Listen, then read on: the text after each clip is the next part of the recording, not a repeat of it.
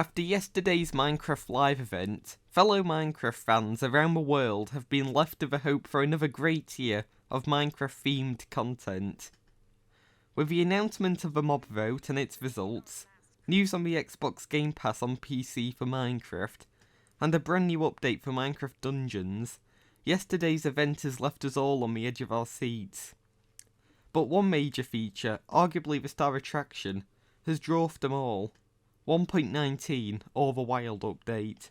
With the inclusion of the Deep Dark and its amazing cities, to the crazy and immersive new biomes, it is only right for me to compile a tier list, in order to evaluate all the events you probably have researched in the last 24 hours, as of the time of recording.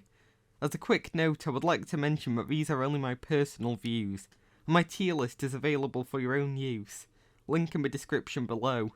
Also, credit to Mojang for all the incredible features mentioned within this list. So without further ado, let's get into it. So the first feature on our list is the Deep Dark. This underground biome has a really exciting element of horror to it, which hardly any of modern Minecraft has, which is really cool. Also, when you consider the other features contained within the Deep Dark, it is a biome filled with unique potential, so I would probably put this in A tier. So the next feature in this list is the Deep Dark City.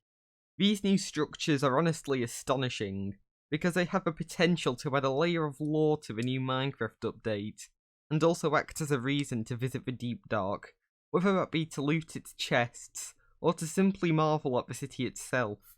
As a result, I would also put this in A tier as well, as it acts as a focal point for the Deep Dark biome, and is possibly the best structure concept ever added to the game.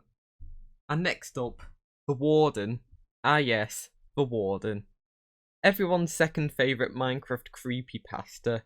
The revival of Minecraft's horror element is sadly held off being an A tier by the fact that it has already been announced at last year's Minecon, so I will have to put it in B tier instead. And now onto the Skulk Shrieker, which I think adds another layer of horror onto the Warden, as it both summons a Warden and creates a blindness effect seen in previous trailers on the Deep Dark biome. Personally, I can't really fault it, but with it being a fairly minor feature, it's just a block, I have to put this in C tier. For the next feature, we move on to the Skulk Catalyst, which appears to act like moss and bone meal, with a function where skulk produced from it replaces surrounding blocks, offering a renewable source of skulk. However, I dislike the texture, as the colour of a block's base doesn't look like it belongs in the Deep Dark and more like it belongs in the end, so I probably have to put this in D tier. And finally, for the last announced Deep Dark feature, is Skulk Harvesting, which, if you are brave enough to even land a foot inside of the Deep Dark, can provide you with an alternate source of XP, and perhaps a faster one than a mob spawner grinder. Although it's only a minor and fairly unimpressive feature, it probably deserves to be in the C tier, just because of its unique qualities and potential. And, crossing over to the bright and more immersive side of the update, I want to mention the Birch Forest improvements. Although this is only one piece of concept art, it was also one piece of cake. This biome had hardly changed since 2011, and desperately needed to catch up with the rest of the game with its features. Mojang may also plan on altering a couple more biomes too, which would make exploring the Minecraft world much more exhilarating and aesthetic. Possibly, I have to put this feature in S tier, simply because it provides a boost for Minecraft's adventurous side of gameplay, which is arguably what the game is most well known for. Moving on, I have to begin by talking about the biome vote back in 2019, where we initially heard about swamp improvements, which I voted for. Although I definitely don't regret seeing the mountains flourish and the cave and cliffs update, it is cool to see all the swamp features are now just around the corner, beginning with a boat with chest. This feature will be incredibly useful for early game exploration, especially with the addition of the wider rivers and aquifers and caves. In conclusion, I have to put this feature in B tier, however, because eventually it will become obsolete as players begin using shulker boxes in the later game, but is still useful when the player is kicking off a new world. And now for the main feature of a swamp improvement, the mangrove swamp biome itself. I personally think this biome looks way better than the original swamp biome, which almost felt like a scar on the landscape, with its off-putting tinted grass and murky waters. However, with the addition of mangrove trees and thick hills of mud blocks, it is a swamp that Shrek could now truly call home. Therefore, this feature surely is an A tier. Moving on to the mangrove tree. I do think that this tree is incredibly unique and almost like a small custom tree, but the best part is its originality, with the hanging propagules and thick transparent roots. It is aesthetically pleasing, and looks like it could provide a massive boost to the diversity of the swamp biome's trees. And it provides a new wood type, therefore this tree has to be a strong B tier at least. Now let's discuss the propagules, one of two of the unique properties of a mangrove tree. These are harvestable saplings that grow hanging from a mangrove tree and can be planted both above ground and underwater, which also means a mangrove is Minecraft's first proper amphibious plant. However, the feature is fairly uninspiring and will most likely won't get any attention, due to its lack of use. I mean, it's only a sapling after all. Therefore, I have to put this in C tier. And onto the other unique property of a mangrove tree, which are its roots. The texture itself appears to be similar to the semi-transparent texture of leaves. However, I think they are a bit too blocky to look like proper mangrove roots and could probably do with a bit of a makeover. Therefore, this feature is probably only a D tier. And now onto the mangrove wood, which I think is possibly what is most wrong with the mangrove tree. Although the colour of the bark is scientifically accurate, it looks too similar to jungle wood in colour and texture. Personally, because Minecraft is supposed to be a fantasy game, I think the bark of the tree and its plank should be a pastel green.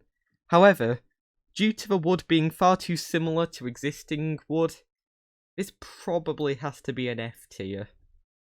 Sorry.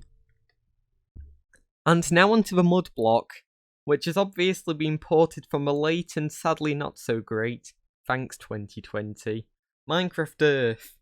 This feature is pretty awesome, as you can craft mud bricks and drain it for clay, therefore this feature is probably a B tier. Talking about the clay, this feature is pretty revolutionary, as it allows renewable clay to be obtained without the need for a complex raid farm, which means this is also a pretty solid B tier.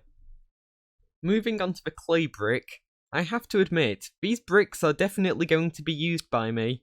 I can think of at least one occasion where I would have needed these bricks in my Minecraft builds, and now that they are coming my way, I think these have instantly earned themselves a B tier too. And now onto the swamp mobs, beginning with a frog, which I have to instantly put into the A tier, because these derp faces have different varieties based on temperature, and even have a baby version in the forms of tadpoles, which is incredibly unique. They also swallow up fireflies, which may be the first instance of Minecraft of a mob eating another mob. Also, they have hilarious animations, and therefore deserve their home high in the rankings. And now onto the little derp-faced tadpoles. Firstly, they grow into different varieties of frogs depending on biome temperature, and, secondly, they can be collected in buckets like axolotls. Other than that, there is little to them, other than they bring life and the basis of a lush ecosystem to the swamp biome. Therefore, tadpoles have to be a decent B tier. And the final swamp feature is, of course, frog snacks, otherwise known as fireflies, or even lightning bugs. These mobs would look pretty epic in swarms at night, but this is overshadowed by potential entity lag.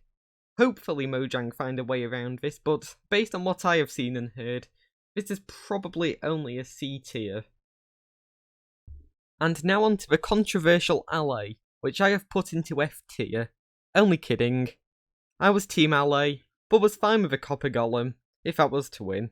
However, I feel the mobs this year in the mob vote were less useful and game-changing than last year's mobs, possibly due to people being sour with each other, and the vote being potentially rigged.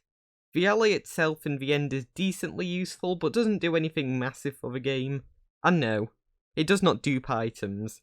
So you, my little friend, are going in the C tier.